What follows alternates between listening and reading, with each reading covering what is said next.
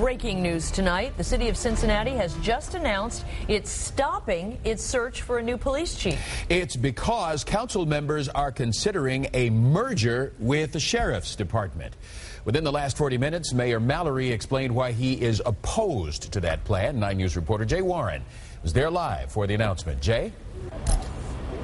Yes, Clyde. Well, let's go back and we'll say that the mayor had his press conference just now in response to two events that happened. Again, last night, the council, 6 members of council, voted to explore merging the police department with the sheriff's office for cost savings measures, streamlined efficiencies, etc.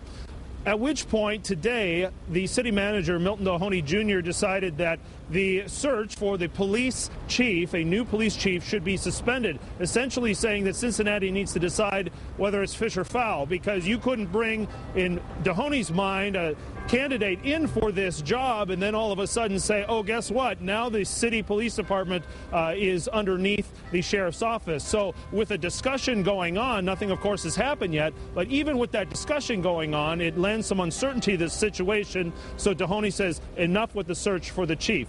Now today, the mayor came out and said essentially that he would do everything in his power to make sure that that potential merger didn't happen, essentially saying that this police department is one of the best in the country. It's gone through some of the most extensive work in the last 10 years with the federal oversight, etc., that this department needs to stand on its own, and the mayor is going to ensure that that happens.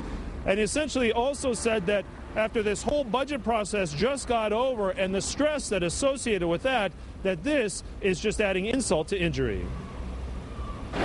So we get through that process without laying off a single police officer. And now we are still dealing with the real possibility of all of our police officers being laid off and hoping that the county would hire some of them to perform police duties for the county. That's unacceptable from the mayor's seat.